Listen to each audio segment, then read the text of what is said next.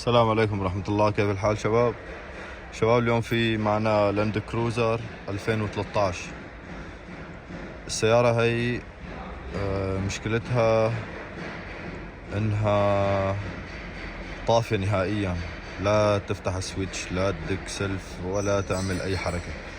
حتى الحين فاتحين الباب مو طالع هنا شي، لا الباب مفتوح ولا شي.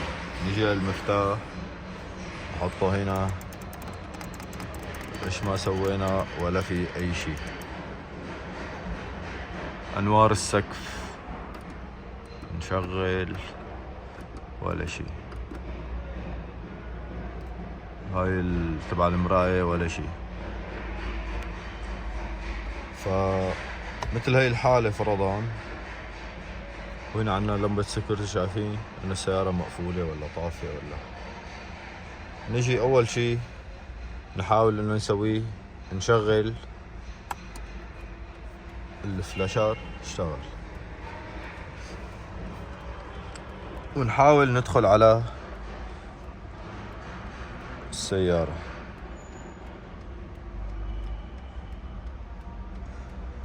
طبعا ليش شغلنا الفلاشر؟ مشان اذا في كنترولات ممكن انها تصحى، يعني بتشغيل الفلاشر بيصحى شي، اي كنترول فرضا انه نحكي معه ولا اي شي. نجي هنا فرضا ندخل على الاوتوماتيك، نقرا نشوف بيقدر يقرا السيارة ولا لا، وما اعتقد انه يقراها بما انها هيك نايمة.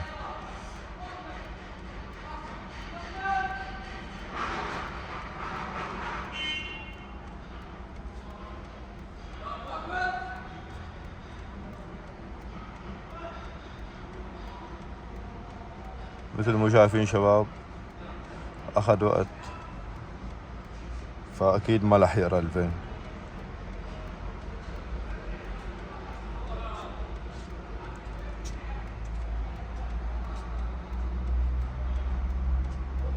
ما قرأ الفين. نحاول ندخل عليها بالمانويل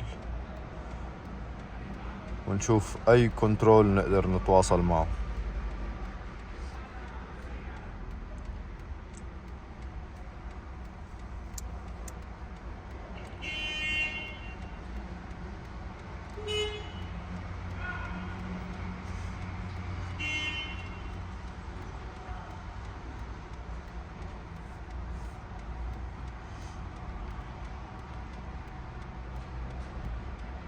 في واحد اخ عراقي قال لي من فترة، كتب لي في التعليقات انه اذا بتطفي الواي فاي بصير الجهاز اسرع، ولكن انا شايف كأنه نفس الشي، انه انطفيتها ولا شغلتها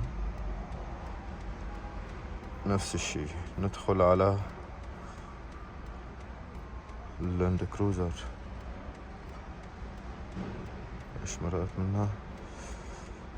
لاند كروزر يوروب، هاي يو ار جي قدر من 13 ل 15 قدر. يس.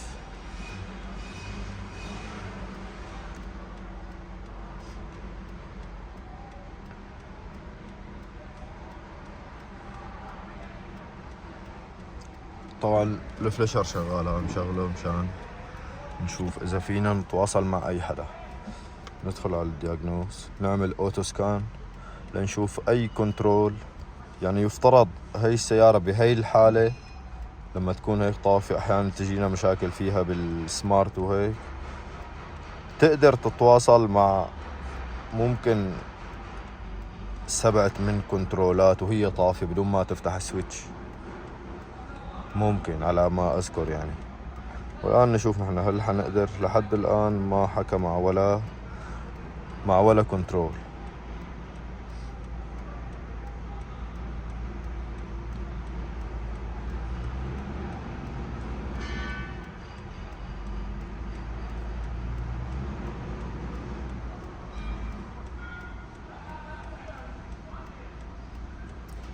تسعة وستين بالمية ولا كنترول. فشكلها مثل ما شايفين ولا ولا كنترول حكمان. معناها شباب بهاي الحالة لازم نشوف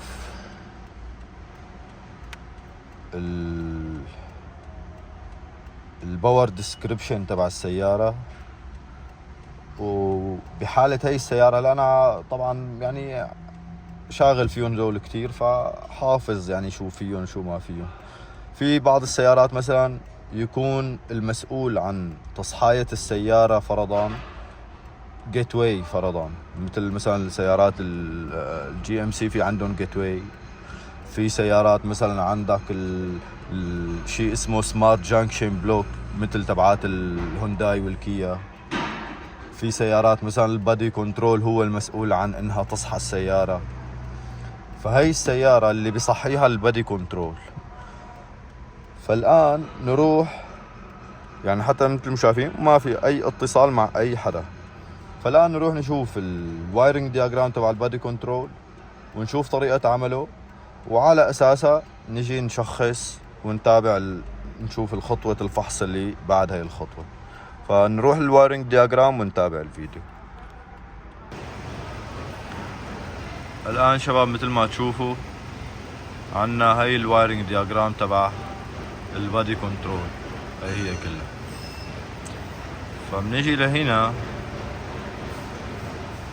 عند هاي الفيوزات، بنشوف انه في عنا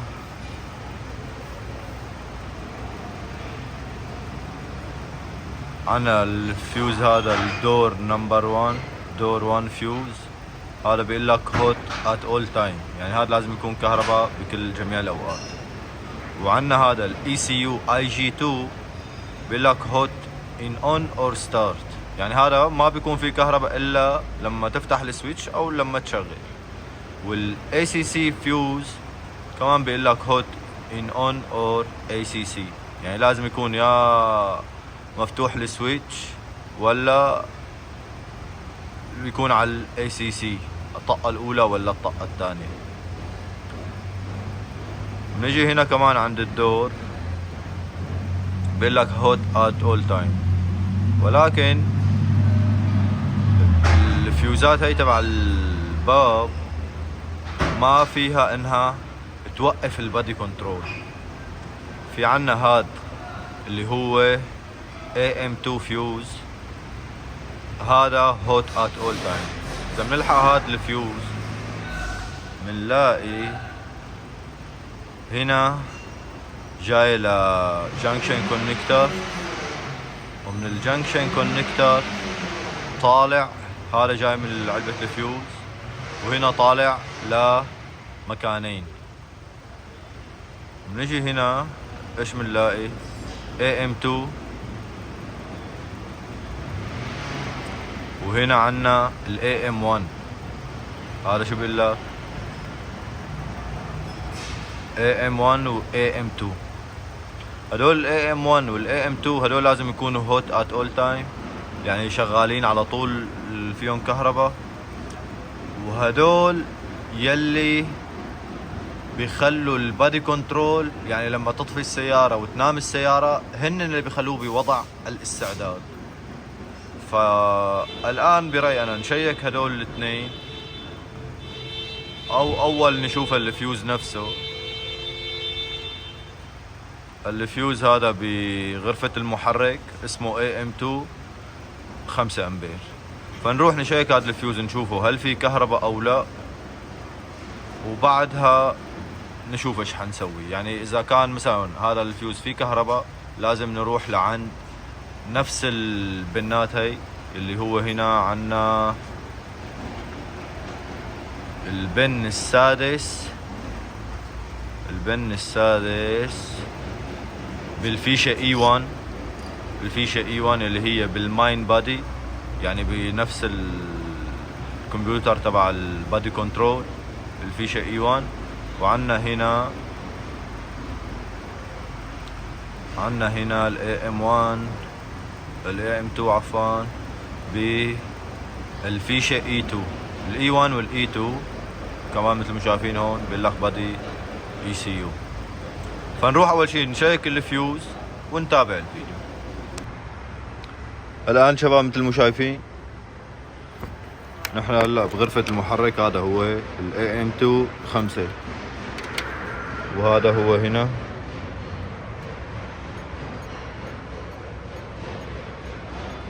هذا كهرباء موجود، الجنب الثاني كمان كهرباء موجود. فاذا الفيوز سليم. فالان راح فك الديكور اللي عند البادي كنترول ونشوف هاي الفيشة الاي 1 والاي 2 ونشوف وين هدول الخطين ونشوف شو فيهم هناك ونتابع الفيديو. الان شباب هذا البادي كنترول، شايفين هدول البنين اللي مركبون، هذا واحد وهذا واحد، هذا بالفيشة اي 1 وهذا بالفيشة اي 2. الفيشة اي 1 كان رقم 6 والفيشة اي 2 رقم 1. وهنا هذا اول واحد نشوف ايش فيه. هذا اول واحد ايش فيه هنا. هنا في ارضي، لازم يكون هنا في كهرباء. نشوف الثاني. هدول الاثنين طبعا طالعين من فيوز، يعني من مكان واحد، بعدين بيروحوا لجنكشن كونكتر وبصيروا للاثنين. وهذا الثاني كمان، الثاني في ارضي. حلو. فبهي الحالة شباب نحن هلا عارفين انه في عنا الجنكشن كونكتر اللي هن متوزعين منه. نروح نشوف وين مكانه هذا الجنكشن كونكتر، وبس نلاقيه نشوف هل الكهرباء واصل عنده فرضا وما عم تطلع منه لهون، ولا في قطع مثلا بالكهرباء من عند الفيوز لعند الجنكشن كونكتر. فنروح نرجع للوايرنج دياجرام ونرجع نكمل الفيديو. الان شباب مثل ما شايفين هذا هو الاي 59 اللي بدنا اياه. شايفينه وينه؟ خلينا نزوم عليه شوي. هذا هو هنا في الوسط. ولكن الان السؤال كيف بدنا نوصل له؟ هل نفك العداد ونفوت لجوا ولا من تحت؟ المهم الان انا بروح بشوف هذا الفيش كيف بدنا نوصل له، يعني نفك العداد فرضا وندخل لجوا ولا من تحت يجي. بشوف كيف موضوعه ونتابع الفيديو بس لحتى اوصل لهذا الفيش. الان شباب وصلنا لعند هذا الفيش، ولكن في عليه كان كفر، كان فيلم هندي لحتى نوصل له. المهم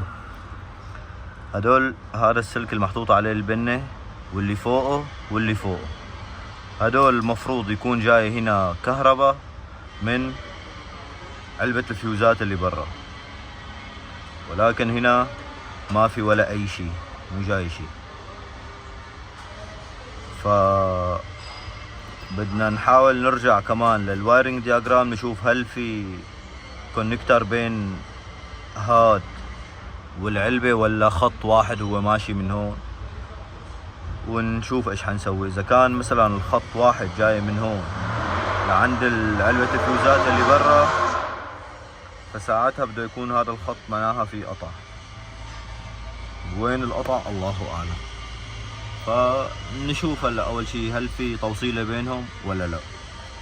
مثل ما شايفين هلا انا حاطط البن هنا وهذا موصله، مثل ما شايفين ما في ولا اي شيء. فنشوف الوايرنج دياجرام اذا كان في توصيله بينهم ولا لا. الان شباب مثل ما شايفين طلع في عنا الاي اي 2 البن 36، هي توصيله بينهم كمان قبل، يعني بده يطلع من علبة الفيوز يروح للاي اي 2 بعدين يروح للجنكشن كونكتر اللي هلا كنا عنده.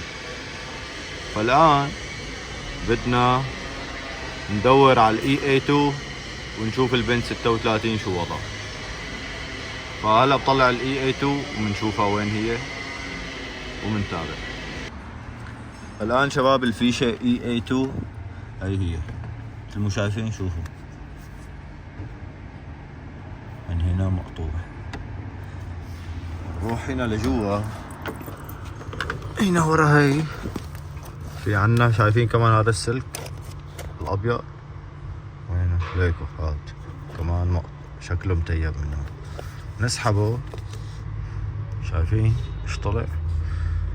والان هذا لونه ابيض شايفين من هنا من وراه ليكو لونه ابيض الاساسي، وهذا لونه ابيض. نشبك هدول الاثنين مع بعض، اشبك اياه، اشبكهم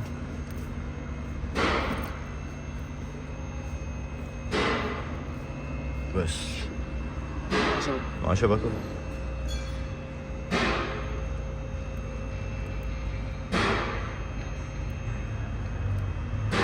شبكوا، شبكناهم مع بعض. الآن جيب لي هذا تبع الكهرباء. الآن شباب شوفوا اجت لمبة السقف، ولازم الحين هذا المكان اللي ما كان فيه كهرباء بهاي الفيشة يفترض الآن يجي فيه كهرباء. خلينا بس ليجي البروب يجيبه.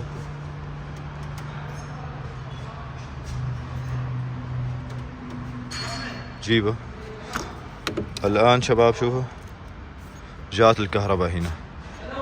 بنفس الوقت نجي الجهاز الفحص مثل ما قلت لكم انا انه نشغل الفلاشر. حلو، الفلاشر اشتغل. نجي هنا للجهاز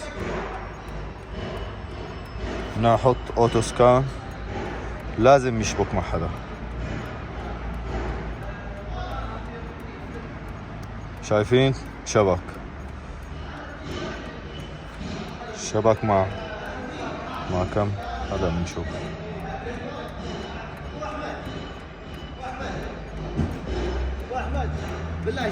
يلا دقايق بس.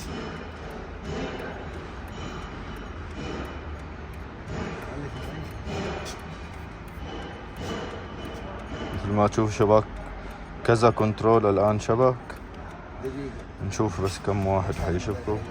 طبعا السيارة لا طافية سويتش، طافي كل شيء.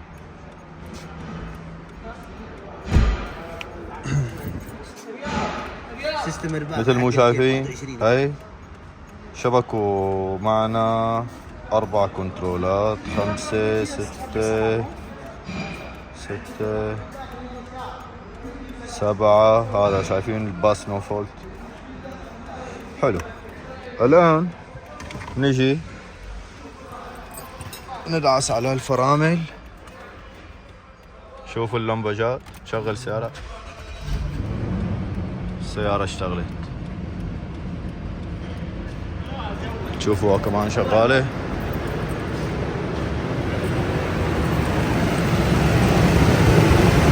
السيارة اشتغلت.